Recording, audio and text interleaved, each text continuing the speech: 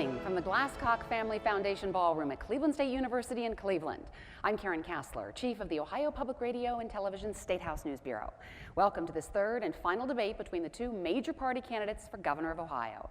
This debate is presented by the Ohio Debate Commission, a coalition of news organizations, universities, and civic groups that came together this year to create better debates for better elections.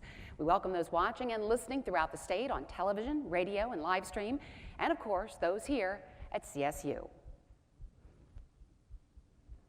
Please join me in welcoming our panelists, Jerry Revish, anchor at WBNS 10 TV in Columbus, and Jackie Borchert, Columbus Bureau Chief for the Cincinnati Enquirer. And now I'd like to welcome our candidates, Richard Cordray and Mike DeWine.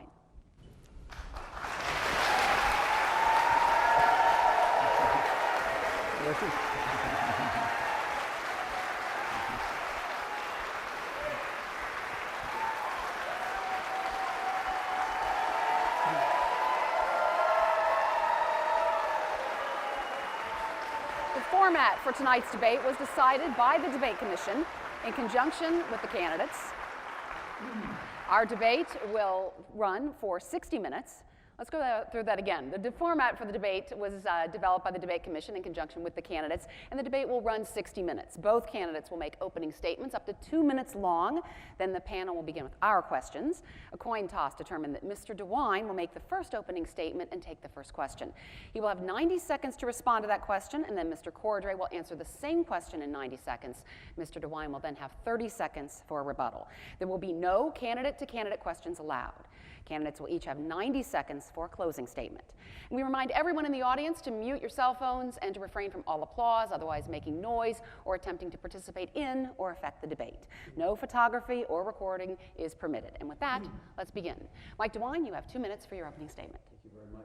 Well, let me thank Cleveland State for hosting us tonight on this beautiful day in Cleveland. I run for governor, and I will bring to that job the same passion I have brought to the job of Attorney General. I will fight each and every single day for the children of the state of Ohio.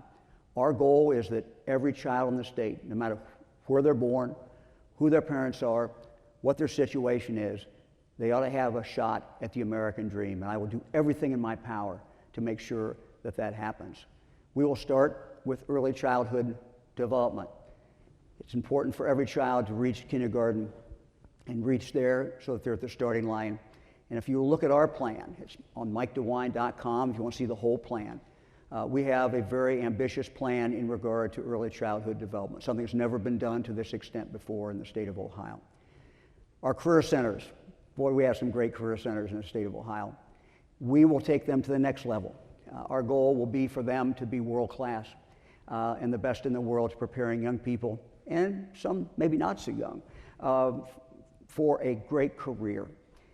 We also have to keep our college expenses down, the cost. We see this with college kids today who are coming out with tremendous debt, which is really impacting their lives. We're going to do everything we can to keep those costs down. Let me talk about the drug problem. We have a 12-point plan that's realistic, it's practical, doable, and it will make a huge, huge difference. We start with K through 12 education, probably the cornerstone of it.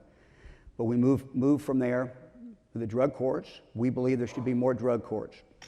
We believe also in more treatment, but we also believe it's important that after treatment, we have a plan to help people after that treatment as well. I look forward to this debate tonight and the opportunity to share more ideas. I would appreciate your vote. Mr. Cordray. This election will decide our future, so don't misunderstand. The issue between us is not personal for me. It's bigger than that. It's about all of us and how we can move forward together. The governorship is not a gold watch to be given to whoever's been around the longest. Mike DeWine has had a long run, but on key issues, he's moved Ohio backwards. On consumer protection, he has not stopped the insurance companies and the drug companies from hiking our health costs to among the highest in the nation. On law enforcement, he was in charge as Ohio became the worst state in the nation for opioid deaths, other than West Virginia. In Washington, he backed a big business agenda that ultimately broke the economy, tax cuts for the rich, letting Wall Street run wild, and trade deals that both Sherrod Brown and Donald Trump have said were the worst ever. We need new leadership to move forward. Betty Sutton and I know we can do better. Here's how. We'll take on the big drug companies and greedy middlemen to bring down healthcare costs. And we will make sure that no one loses their coverage because of a pre-existing condition. We will put in place drug policies that are tough and smart, that will crack down on drug dealers, take out fentanyl from Ohio, and provide more treatment to beat the opioid crisis. We'll create an economy that works not just for some at the top, but for all of us, with pathways to the middle class for everyone who's willing to work hard. Mike, you've had your chance for 42 years. It's time you stepped aside. And it's time for Ohioans to step into our future. This is about taking on the tough fights, who you stand up to, who you stand up for.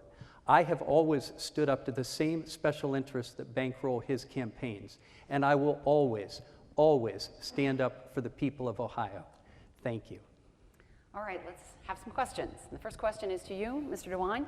You have 90 seconds to respond. Mr. Cordray then has 90 seconds, and then you have 30 seconds for a rebuttal. You have both said that you would work to protect Ohioans with pre-existing conditions and that you support Medicaid expansion. You've also said you want changes such as work requirements.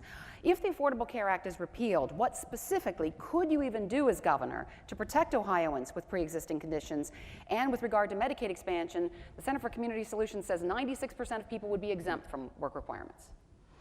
Karen, first of all, I have always supported coverage of people who have a pre-existing illness. How in the world could you have a family as big as we have and not understand the medical problems that people have today? Mr. Cordray continues to run these ads that say, I don't, and he knows better than that. He knows better than that. Rich, you know better than that. Not once, not twice, not three times, 7 different times I voted in favor of covering pre-existing when I was in the United States Congress. And one of those, several of those were the very bills that were underlining. So let's say that Obamacare does go away. We still have the federal law in effect as far as coverage. If we wanted to improve upon that, we can do what other states have done with a high-risk pool. We've had 35 states that did that in the past. So those are all things that certainly that we could do. As far as Medicaid expansion, we just do have a little difference of agreement. We're both for Medicaid expansion. I think there need to be a work requirement that's not punitive in any way, but is rather to try to get people back into the game, help them, those who have a addiction problem or those who do not have the skill sets that they need. We also have a wellness program in there, which I think is going to make a huge, huge difference. All right, Mr. Cordray, 90 seconds. I think the issue on pre-existing conditions, I wouldn't pay attention to anything he says tonight because we have a record of 8 years of what he's done on this issue. There's only ever been one law in this country that protected people with pre-existing conditions, and it was the Affordable Care Act. Everything else he talks about was ineffective to protect people in that situation, as shown by the fact that we had to have the Affordable Care Act in 2010. And ever since, Mike DeWine has been flatly opposed to it. On his first day in office, he filed a lawsuit to set it aside in its entirety. If he'd had his way, people in Ohio, 4.8 million Ohioans with pre-existing conditions, would not have protection today. And if he'd had his way, we never would have had the Medicaid expansion in Ohio because his lawsuit would have wiped it out all across the country. Fortunately, he failed. But taking taxpayer dollars to try to take away health care from people, that was a DeWine double cross. And taking taxpayer dollars to try to wipe out Medicaid expansion, which has done so well under Governor Kasich in this state, that was another DeWine double cross. Now, why has he done this? He says, why would I do this?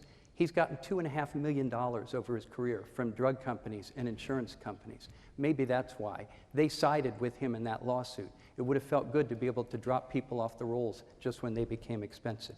We knew he was going to say this tonight, so we are releasing a letter tonight under Mike DeWine's signature, his first day in office, where he tried to set aside the Affordable Care Act and pre-existing conditions in its entirety. It will be on our website at cordrayforohio.com.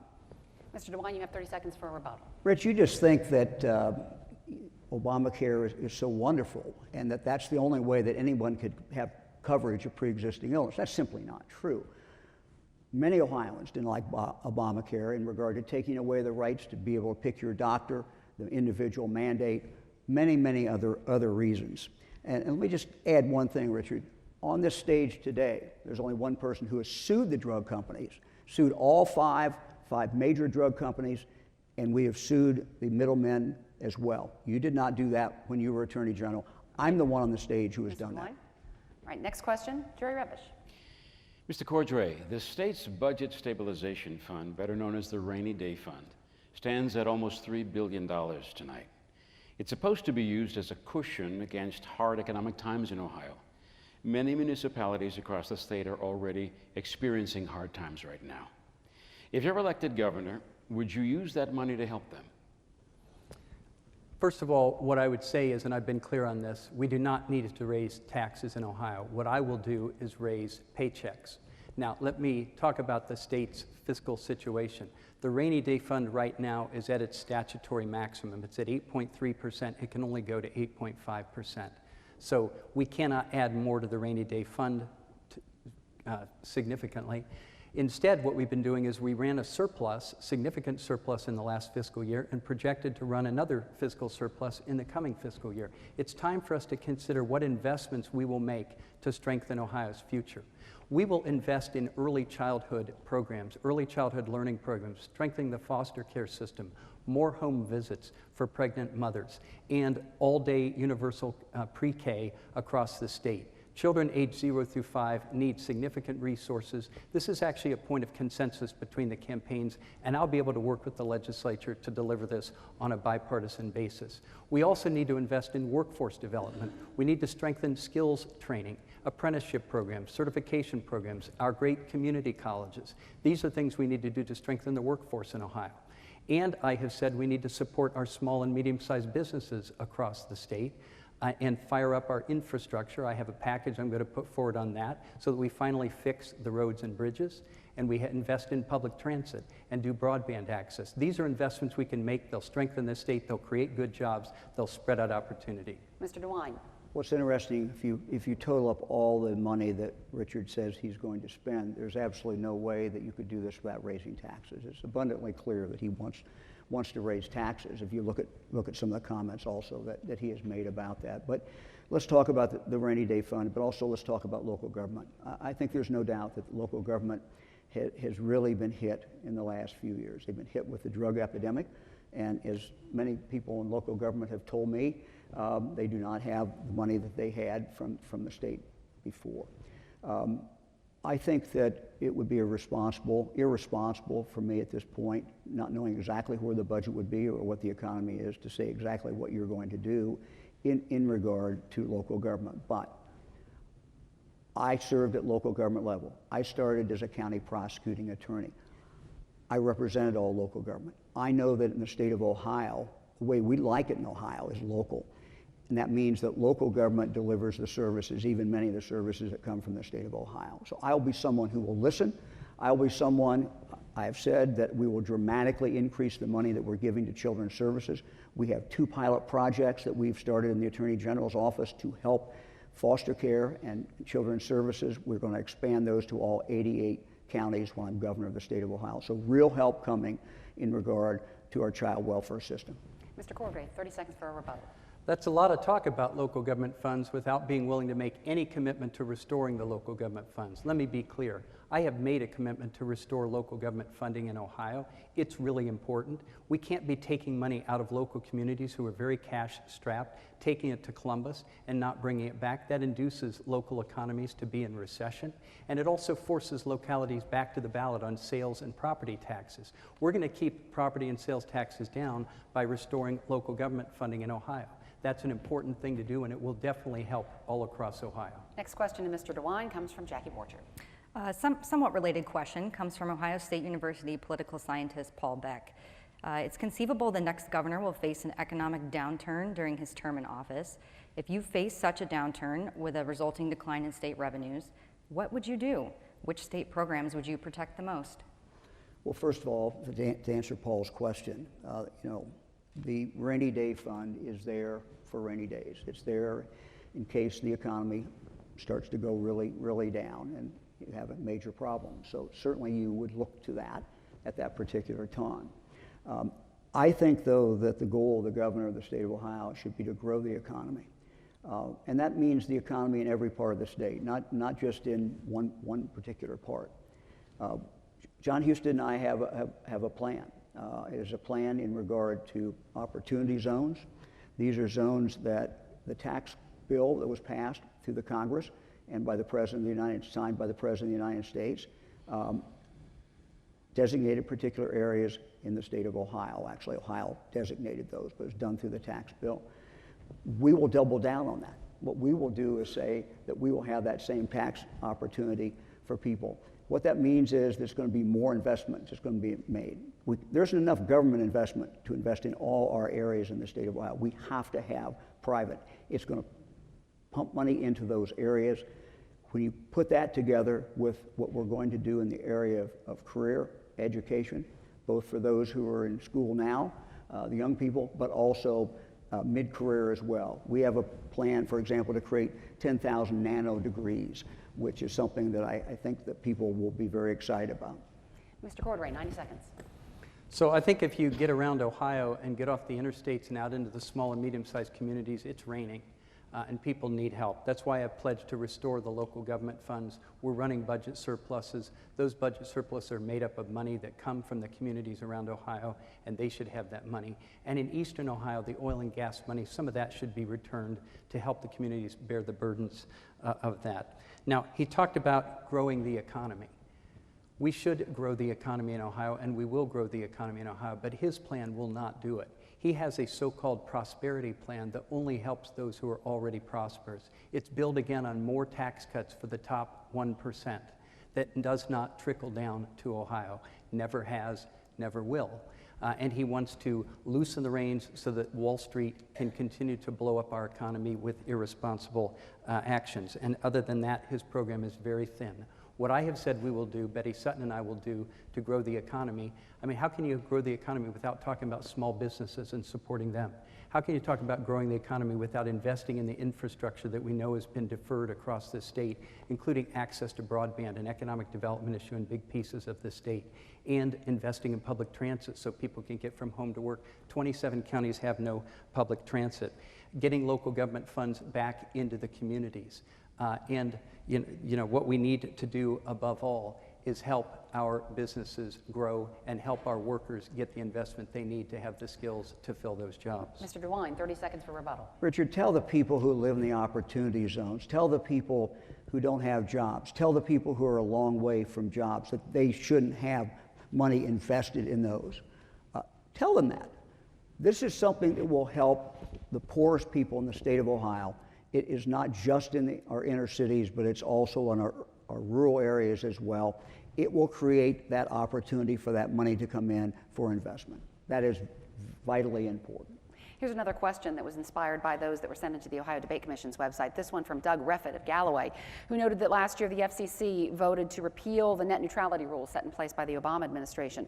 The federal government and the entire broadband industry is now suing California over its new net neutrality law. So, Mr. Cordray, what would you want to see Ohio do in terms of net neutrality? Okay, I thank Doug for his question. In Galloway, he's a neighbor of mine pretty much.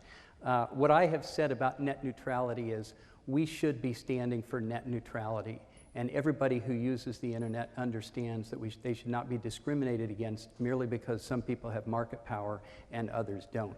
And what I have said is I will join my friend, Montana Governor Steve Bullock, who has said that people who do business with Montana, companies that do business with Montana, IT companies and the like, need to observe the principles of net neutrality if they're going to do business with that state. And he told me when he first said that, a lot of people laughed. What do they care about doing business with Montana? But he then signed up New York and New Jersey, and people weren't laughing anymore. And I've told him I will join him in that effort. We should stand for net neutrality in this state. I will stand for it. And again, when we talk about the internet, we have to talk about broadband access. The disparities in school funding have been magnified by the fact that in parts of the state, some of the rural parts of the state, we don't have broadband access. Kids can go to school and work on the internet in school, and then to go home, they have to go to McDonald's to do their homework because they don't have access in their home. And we will make sure that the companies in Ohio do provide broadband access. We will make sure we fill in that map of the state. That's something I'm pledged to do as governor, and that will help us. It'll help farmers who use internet to deal with pricing and all the complications they deal with their crops. It will help us all over this state. Mr. DeWine. We have a great opportunity in this state in the next few years in regard to broadband. Where our highways go, where our roads go, where ODOT is fixing roads, we should open that up. And we should work this out with private companies, give them the opportunity to come in, lay the fiber down, so that we can reach every single part of the state of Ohio. It is essential that we do this, and we need to use that as really an opportunity. If you look at the education plan that we have, one of the things that we talk about is we are going to help schools and teachers have the equipment, have the technology that they need. And whether you're in Adams County or Brown County or Wyandotte County, wherever you are, if you're a child in the state of Ohio, you should have access to that. I want to go back for a moment to something that Richard said a while ago. He was talking about fentanyl. He was talking about getting rid of fentanyl in the state of Ohio. Issue 1, which he supports, and he's Richard, you're very lonely out there. There's hardly anybody else out there besides you. It will cause more fentanyl to come into the state of Ohio. In Ohio, it will become, for under 20 grams, it will be a misdemeanor with no jail time at all. Every state around us is a felony. Where do you think the drug dealers are going to come, Richard? They're going to come right here in the state of Ohio. And anybody who lives close to the border better get out of the way, because they're coming in. Nobody supports this, Richard, except you and the ACLU. Mr. DeWine, Mr. Cordray has 30 seconds. So on broadband, he didn't do anything when Donald Trump's FCC took net neutrality away.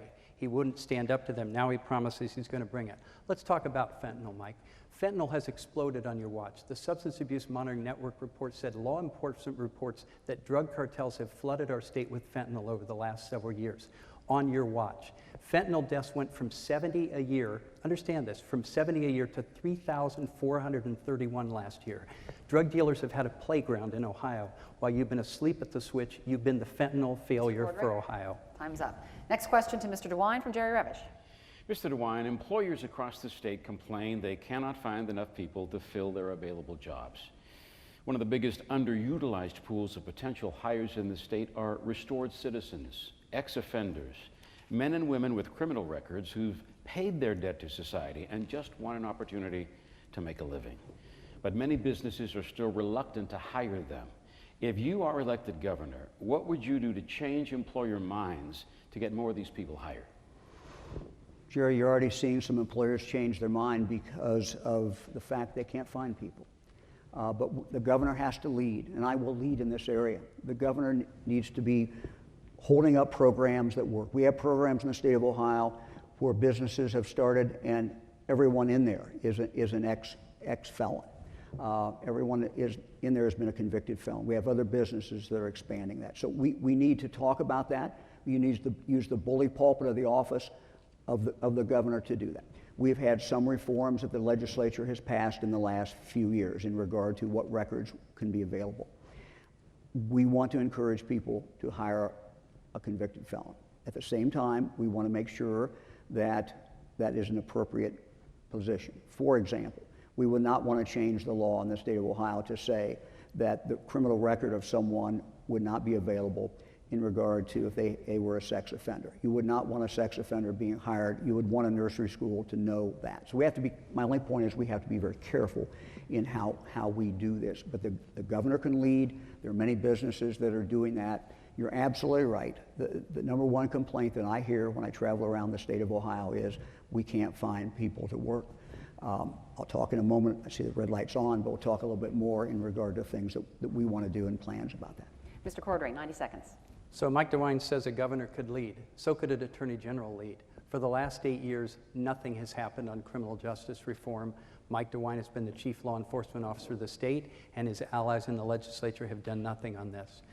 We will have a hard time with criminal justice reform the way he's demagoguing issue 1. You'd think issue 1 was the only issue in this race. There's many issues in this race. I have said that the one thing we can't do is double down on failure with Mike DeWine's fentanyl and opioid crisis that has blown up on his watch.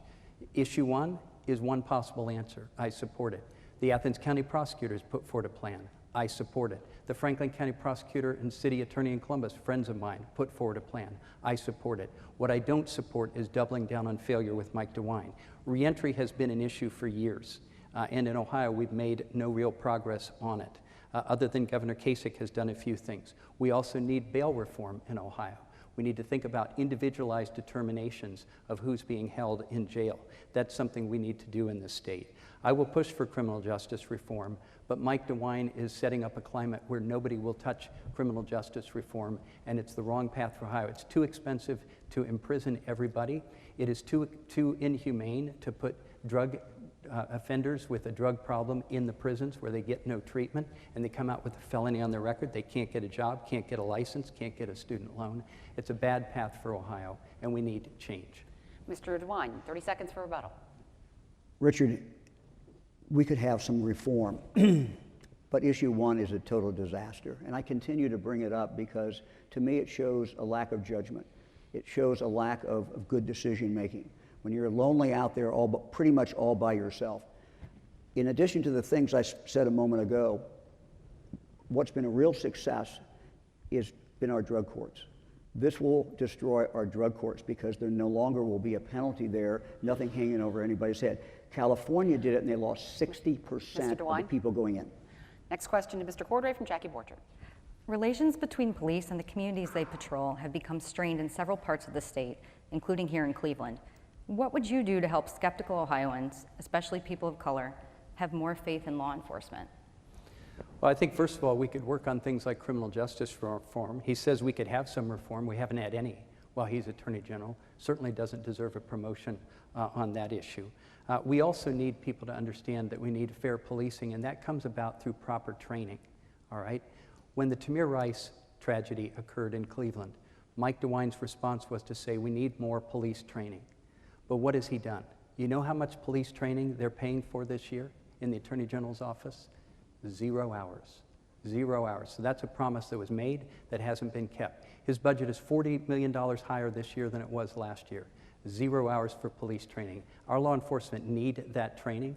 This is probably one of the reasons why law enforcement in this state are endorsing me, not Mike DeWine in the governor's race, because they know that when it comes to being tough and effective on crime, he hasn't delivered. Both the Fraternal Order Police and the Patrolmen's Association have endorsed Rich Cordray in the governor's race because I will take on the opioid crisis. We will drive fentanyl out of Ohio. Fentanyl has run wild on his watch in Ohio, and it's pretty precious for him to talk about what we need to do about fentanyl, misrepresenting issue one, which has nothing to do with drug trafficking laws. Anybody with 19 grams of fentanyl will be prosecuted and jailed under my watch as a drug trafficker in Ohio. But Mike DeWine has failed us on this issue. He's failed us on police training, and he's failed us across the board, which again is why law enforcement supports me in this race, not you, Mike. Mr. DeWine. I would invite anyone who's watching tonight to talk to your local county prosecuting attorney and to ask them whether someone who is in possession of drugs, let's take the fentanyl, let's say it's 19 grams, but where there's absolutely no other evidence except possession, if you think they can be charged with drug trafficking. Richard, the problem is you've never been a county prosecuting attorney and you don't know anything about it, and you're dead wrong. If you talk to prosecuting attorneys, what they will tell you is there's no place to go. And so that person with 19 grams, enough to kill 10,000, is that funny? 10,000 people? It's laughable, your claim. 10,000 people, Richard. They will get no jail time. It will kill our drug courts. It's horrible. The other thing, let me talk for a moment about the group we put together. We put 15 people together. It was citizens from throughout the state of Ohio. They came back with some amazing recommendations that we have implemented and are now part of the core curriculum. Things such as how you determine if someone as autistic, someone might have a mental health problem. That's a life and death thing. We are teaching that now. Implicit bias, something that every police officer should understand what their biases are. This is revolutionary. We did it by putting a citizens group together. I'm very, very proud of what they have done. Mr. Cordray, 30 seconds for rebuttal. Anybody with enough fentanyl to kill 10,000 people needs to be prosecuted for drug trafficking, and they would be, Mike. You just got that wrong, and the newspapers have said that claim on your part is an outright lie. And on police training, you promised police training after the Tremere Rise tragedy. That's what we need to solve these problems. You've got a curriculum. It's gathering dust on a shelf. If you're not going to pay for the training, nobody's going to take it. Your budget went up $40 million, but you provided no hours of training for law enforcement in the state. That doesn't get the job done. Mr. DeWine, you've talked a lot about being a local government guy, even in this debate, but you also issued an opinion saying cities couldn't set their own minimum wage levels, and your campaign has said that you've outlined ways to assist local governments, but even you said here a few moments ago that you couldn't make any promises on the local government fund. So how can local governments be empowered to take on fighting the opioid crisis, funding public transit, and other responsibilities under these conditions? We will be a good partner. We will work with them. Karen, what I'm not going to do is come in here and do what Mr. Cordray has done, and that's promise everything in the world to everybody. We don't know where that budget is going to be, but I will guarantee you, I understand about local government. What I talked about a moment ago and what we're going to do in regard to children's services is very, very significant. I understand police work. We have a plan that we will help every police department in the state of Ohio by using data. We have a state that is local government, 950 police departments, 88 county sheriffs. We like it that way. I happen to like it that way. I think it's good, but we have to have more help to those local departments, and we will be giving them that help. We will give our schools more help. For example, when you look at the problem of schools in regard to guns, in regard to a possible shooting in a school, we have a plan. We will provide that school with a mental health specialist. Every school in the state is going to get a mental health specialist, paid for by the state of Ohio. Every school in the state will get that type of assistance. We will also be up on the internet, and we will do this through a resource center that we have in Columbus and see if there are threats to that school. We have some schools that are doing that now. We will pay for that, and we will do that. So there's a lot of services. If our audience looks at our plan, you'll see a lot of things that we're doing for local government. Mr. Cordray. So I can't even really follow Mike's answer there. He's going to be a good partner, but it rings hollow because he's not willing to make any commitment. Yet somehow a sentence later he says there's going to be a lot of money. I can't add it all up. But I'll tell you what, he says he doesn't know where that budget is going to be.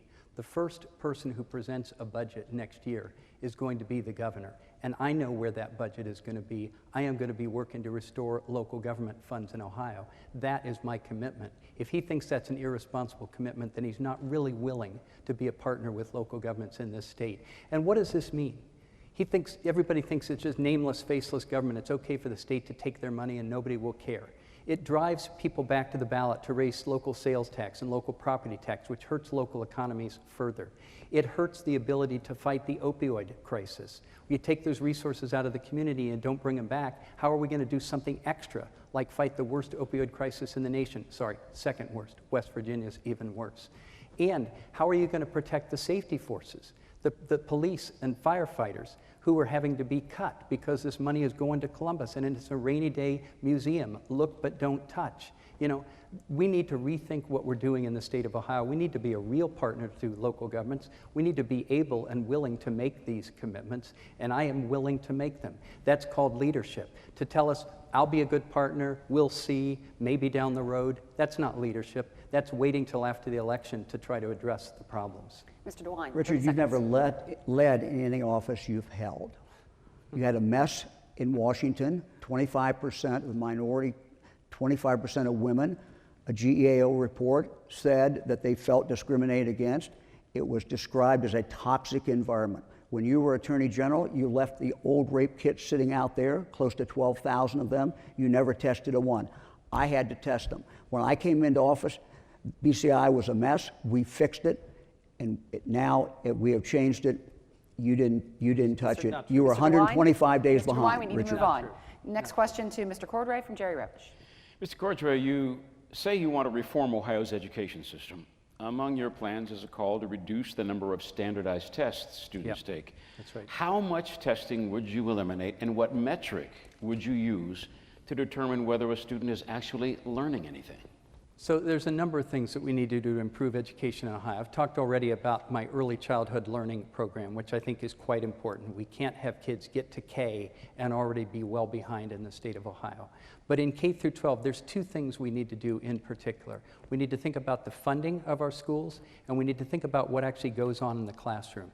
On the funding of the schools, we need to get the money back from failing charter schools. They were so indulgent of ECOT. They so looked the other way. They were getting millions of dollars in campaign contributions, tens of thousands to my opponent, tens of thousands to his running mate, some of which has not yet been returned or given to charity. That money needs to come back into the schools. But what happens in the classroom, Jerry, is we've had way too many unfunded mandates laid on the classroom in Ohio, and they've piled up over the years. We have too much standardized testing, high-stakes standardized testing. Nobody does that when they get out into the workforce. We need to rethink our approach. And by the way, the ones who are telling me the most about this are our teachers. Our teachers are trained to teach. They need to have Columbus lay off and give them more latitude so that they can teach effectively. And some of these things, the school report cards, the school district report cards, they're almost cartoonish, and I don't really understand what purpose some of those are serving. But we will reduce testing to the federal minimum, and then we will look to see if we can get some waivers to reduce it further. Because teachers tell me there's so much time out of the classroom, there's so much time spent preparing for the test, they can't engage the students and create the magic in our classrooms that has raised all of us in Ohio. Let's move on to Mr. DeWine, 90 seconds. We've found something that Richard and I agree on, and that has to do if there's too much testing. When you talk to teachers, when you talk to students, when you talk to parents, needs to be less testing, needs to be more learning. Fran and I have 8 children. One of our youngest son is a teacher, his wife is a teacher, and so we see some of these things through their eyes as well. Early childhood development is the most important thing that we can do. That's why we have a plan to triple the number of home visits to at-risk moms.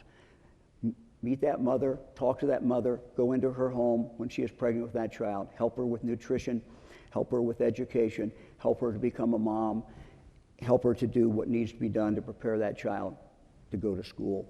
Our challenge in this state is that we need to get kids ready for kindergarten. We need them to be at the starting line. That should be our goal. Some kids are coming into kindergarten, they have half the vocabulary of other kids. We have to change that. That's why we have a very dynamic plan to do that. We also will improve early childhood education. The state is paying for some early childhood education. The tragedy is that 80% of that is not excellent, it's not high quality, and we know from statistics that it has to be high quality or it does not really make the difference. More on education later. I'm out of time. Mr. Cordray, 30 seconds for rebuttal. So I am glad that you have agreed with our plan on K through 12, Mike, and I think we've also agreed on early childhood. So that's two good things. Where we haven't agreed is the mess and the scandal in state government that is ECOT. $186 million stolen from the state of Ohio on your watch. No accountability for a school that had a 39% graduation rate, and you did not file a lawsuit until you actually were running for governor, and all the money was gone, and we will not get that money back on your watch. Maybe some future attorney general will do something about it. Next question, Jackie Borchert to Mr. DeWine. Ohio spent just $40 million last year on public transportation, less than 1/3 the recommended amount. And local transit authorities are facing a loss of $209 million in sales tax revenue next year. In what would be your first state budget? What role should state government play in supporting mass transit, and how will you ensure access to public transportation that meets Ohio's needs? The state has to play a role. The state has to be a good partner. I will do what I will do in other areas, and that is I'm a very good listener. I'm someone who travels the state a lot. I will be in every community.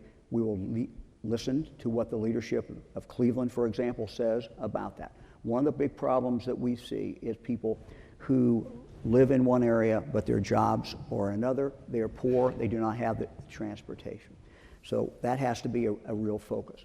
Now, one of the things that John Houston and I want to do, that Mr. Cordray apparently is against, but is to double down on the enterprise zones, because what we can do by having the enterprise zones and opportunity zones is encourage businesses to invest in those, and you will have the jobs there in the area where people are. That makes a huge, huge difference. I want to respond for a moment in regard to ECOT. Richard is wrong about econ. I'm the only person, again, on this stage who has taken action against econ. And it was not when the election started, Richard. It was well before that. I took action. I sued ECOT. Richard did not. I have been all over ECOT. We have won at every stage of the case all the way through. No action could not really be taken until the Department of Education made a decision. Once they did that, we filed suit, and we were all over it. Mr. Cordray. You're all over it, but the $186 million is somewhere else and not in the state's coffers. The question was on public transit, and all I heard you say was the state has to play a role, but you won't tell us what it is. I've said very specifically what I'll do. We will put a bonded finance package on the ballot for the voters to approve. They've approved infrastructure 4 times in the last 30 years. Revolutionary, for the first time, we will support public transit as part of that. We will get that in place. Why is it important? Because we need to make that investment in Ohio. Half the states have that investment, we don't. But secondly, we need to get that in place because eventually the federal government, which promised infrastructure but hasn't delivered, will bring it and bring funding. If we have our plan already in place now, while interest rates are low, which is the smart thing to do, there likely will be state and local match on that federal program. We'll have our ducks in a row and we'll be able to leverage the maximum federal funds to really build public transit in the state. But to have 27 counties where there's no public transit, you can't get from home to work unless you have an operating vehicle, is unacceptable in Ohio. And we need to think about that, particularly in our cities. We know public transit is a crying need. We've never financed it. To say that the state has to play a role, but he's not willing to do anything. I've heard him talk about blue ribbon commissions, which is another excuse for I'm not ready to lead, but we'll tell you about it sometime after the election. Doesn't get the job done for places like Cleveland, who need to see a commitment and leadership from the state government on this. And I have a very specific approach that Betty Sutton and I have laid out that will help us get this done. Time's up. Richard, Mr. DeWine, 30 seconds. you spend most of your time on the attack instead of talking really about what you think should be done in the state of Ohio.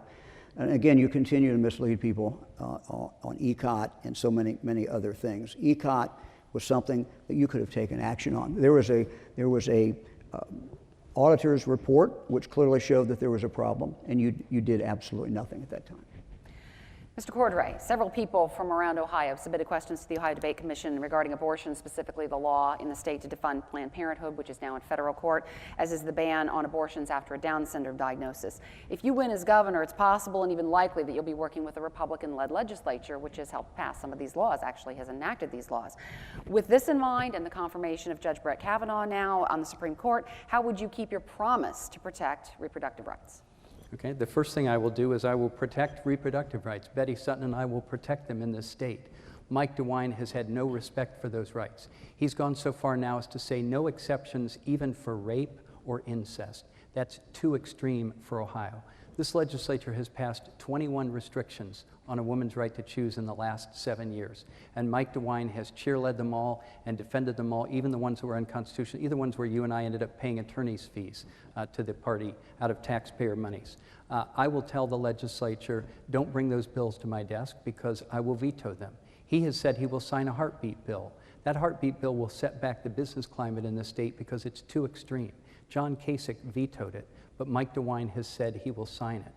A woman's right to choose is something, and to make their own health decisions is something we should be protecting in Ohio, and I will protect it. Let me say what else. If we get this out of the way, this obsessive, manic obsession with defunding Planned Parenthood, taking away health care there, and restrictions on abortion, we can actually make progress on maternal health issues where the legislature has neglected them. Prenatal care, postnatal care, infant mortality, which we know is a crisis in this state, particularly in the African American community. The legislature has done nothing about it. We need to reprogram them in a different direction so they can be more helpful in terms of helping the state move forward on real problems that we're experiencing right now. Mr. DeWine, you have 90 seconds. Karen, thank you. I'm pro-life. As you know, Fran, I have 8 children. We value human life, as all people do, whether they have children or don't have children. But I believe that the essential function of government is to protect the most vulnerable members of society. That includes the unborn. It includes moms who are in very difficult situations. It includes babies who because the mom doesn't have the right nutrition or is taking drugs or other things. So you're going to see an administration, and we talked about this already before, that's going to spend a lot of time and a lot of focus and put significant money on early childhood development, but we're going to start with home visits early on. We're going to take this from covering, we only now cover with home visits 4% of the eligible women in the state of Ohio. We're going to take that the first year from 4% to 12%. We will do more than that as we go forward, because I truly believe how we take care of those kids early on and how we help moms and dads take care of those kids, moms and dads who are in difficult circumstances, is going to make a huge, huge difference for that child, for that family, and for the rest of the state. Mr. Cordray, 30 seconds for rebuttal. We agree about taking care of kids early on. Where we don't agree is your extreme agenda that even in cases of rape and incest, a woman could not exercise her right to choose. A 15-year-old gets raped by her uncle and she'd have to carry that child to term, that fetus to term, because you as a man are going to dictate to her from Columbus and say that this is the way it has to be for everyone. That's wrong. That is not respecting rights. That is trampling on people's rights. Grown women have the ability to make their own decisions. They should be respected in the right to do that. It's been honored in the U.S. Constitution, and it should be upheld in Ohio. Next question to Mr. DeWine from Jerry Ravish. Mr. DeWine, you would freeze tuition so students would pay the same price they're charged as freshmen for all 4 years of college. Would you increase state funding to colleges and universities whose budgets may be too tight to accomplish that? Jerry, I think that the people who we appoint to the board, and one of the most solemn responsibilities of a governor is to appoint people to the board of trustees or state universities, need to understand that young people cannot pay what they've been paying, and that the debt that is piling up on young people is wrong. We have to start running our universities more like a business. Now, they're not exactly a business, but there's a lot of parts of them that are. And so having people in there who understand that is very important. What you're seeing in the state of Ohio at most state universities today and at private universities is they are reinventing themselves. They're figuring out, how can we get by? Some of them are going out and trying to get transfer students. Some of them are looking at people who are not typical college age and are making a real pitch for them. Those are the type of things that have to be done if our colleges are going to continue to be good in the state of Ohio, and if they're going to be able to supply for a reasonable price what the students need. So it's the ability to adapt, it's the ability to modernize, it's the ability to take new technology to the heights that needs to be done. And that's what the leadership of these colleges have to have, these universities have to have. Mr. Cordray. Let me talk about the pattern of what we've seen tonight, and we've seen it in all these debates. Time and again, we have an issue, an important issue. And Mike DeWine's comment is, somebody will figure it out later on. I don't know what we're going to do. Somebody will decide. I'll name an opioid czar. Somehow they'll solve the opioid crisis. I'll name people to the boards of regents, and somehow they'll figure out how we keep costs down. I'll name somebody to be a partner with local government. We don't know what we're going to do for them. The state has to play a role in public transit, but I don't know what that role is. Governor's office is about leadership. The governor sets the agenda. Then the governor has to work with the legislature to implement that agenda, but there's a lot the governor can do on his or her own, and that's important, all right? On the issue of higher education, I have said we need to have more 2+2 programs, working with the community colleges to make college more affordable. We need to work to get more college credits available to students in high school so they can get a head start on this. Our great community colleges are an excellent alternative for people, a very affordable alternative, and we can invest more in them. We can also work as a state to optimize federal student grants and loans, make sure we're pulling down every dollar for families who really don't know how to navigate this. Many of them don't even fill out the FAFSA. We should have universal FAFSA completion in Ohio. That will help make college more affordable and more accessible to people. There's much that we can do, but the governor has to lead. The governor has to have plans. The governor has to be willing to spend political capital to implement those plans. It's not enough to say somebody will figure it out someday. We need more concrete approaches. Move back to Mr. DeWine for 30 seconds for a rebuttal. Sure. Richard, you have not led in any job that you've ever had. What about, tell that to the rape victims who, Yeah, right? Right? Right. Right. I Tell got that started on tell that that, to the rape. and You you didn't know start it. on that. There were 12,000 of them. You know sitting that I there. got started on One of the that. You things claim that I credit for think my is work. important is, and I will do as governor, is every state university, we're going to not only judge that state university on how many people they graduate, what percent, but I think that we can start looking to see where those students are a year after they graduate. I think we should judge them Mr. by DeWine? that, and it's important. Now, unfortunately, we don't have time for another full round of questions. We only have 2 minutes left here approximately before we get to closing statements, so you each have 30 seconds to answer this question, and it comes at a perfect time after that exchange. I will start with Mr. Cordray. Can you say something It's that his turn. can you say something that you like about your opponent, like or admire about your opponent in 30 seconds? Yeah, I know that Mike DeWine has always been a family man. I respect that about him. I'm a family man myself. As I said, this is not personal between him and me. To me, this is about how we're going to lead the state of Ohio. It's about all of us. That's what's at stake here. It's not whether Mike DeWine and I like or don't like something about one another. That's really not very important. What's important is how do we move forward so that Ohio makes progress? How do we move forward so that we solve these problems? How do we present the voters with alternatives so that they can know we're going to improve their lives? That's what I'm all about. All right, Mr. DeWine, you have about 30 seconds to. I think Richard's a great family man. I will tell you an anecdote.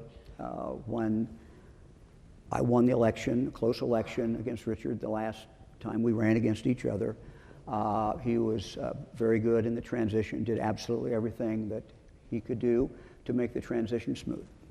All right. Leading on ending on a little bit of a positive civil note here. So let's go now to closing statements here, and we'll start with you, Mr. DeWine. Well, thank you very much.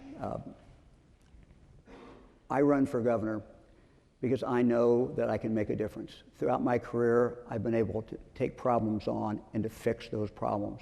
And the way I've done it is to bring people together. And I've brought Democrats, Republicans, Independents, and got them together. I did it in the United States Senate on children's health issues, for example, foster care, adoption. I have done it as the Attorney General on the rape kit initiative. I worked with Tim McGinty, Democrat, prosecuting attorney here in Cuyahoga County, along with the sheriff, along with the chief of police and the police department. We got those cases. We worked together to get those cases prosecuted. I have done the same thing with Sheriff Tharp, the sheriff in Lucas County. Sheriff Tharp, a Democrat, called me a couple years ago and said, I have a plan. I want to help get people who are at the hospital, who have overdosed. I want to get them from the emergency room, but I want to get them into a real good program for treatment. We worked together on that. It's been an amazing thing together. I worked with the former Democrat treasurer in Cuyahoga County in regard to a program that Albert Ratner also, Jim Rackauckus was the person who suggested it. He and I worked together to deal with the cancer that's been on our neighborhoods when our buildings and houses are falling apart. We had a program that made a big difference. That's going to have to be your last word, Mr. Cordray. Thank you to the people here at Cleveland State, to everyone here and everyone watching. Mike, I've enjoyed the 3 debates that we've had. These have been good conversations about the future of Ohio, and I don't think it should end there. I think the people of Toledo would like to see us debate there. I have been willing to say that I will go and have a debate there. I'd like to invite you to join me there next week. I think the people and voters of Toledo deserve that. Now, I've said many times that this race is about who you stand up to and who you stand up for. I have always stood up for people who have been abused or mistreated by predatory, powerful interests, and I always will. In Ohio, I stood up for our pension systems against Wall Street to protect taxpayers and retirees, and we beat them. We were effective. I stood up for brave servicemen and women who serve our country at the Consumer Bureau to make sure that they were not victims of financial predators, and we took them on and we beat them. I faced down the big financial companies to protect consumers and put $12 billion back in the pockets of 30 million Americans. You want to talk about my record there? That's what I did, Mike. Betty Sutton and I will move this state forward. On health care, we will make it more accessible and more affordable, and no one will be denied coverage based on pre-existing conditions. Skills training, support for small businesses, and beating the opioid epidemic.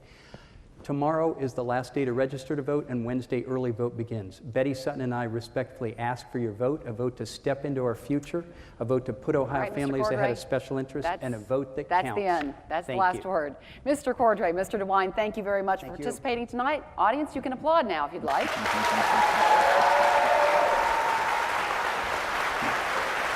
Oh, Richard. Thank you.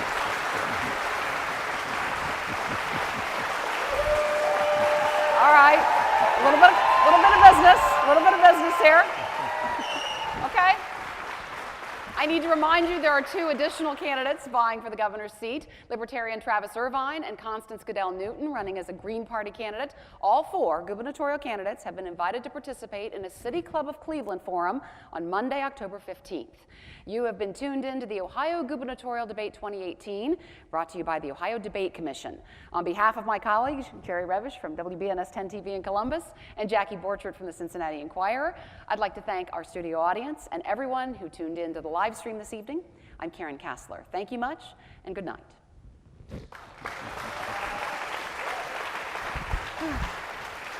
Nice to be with you tonight.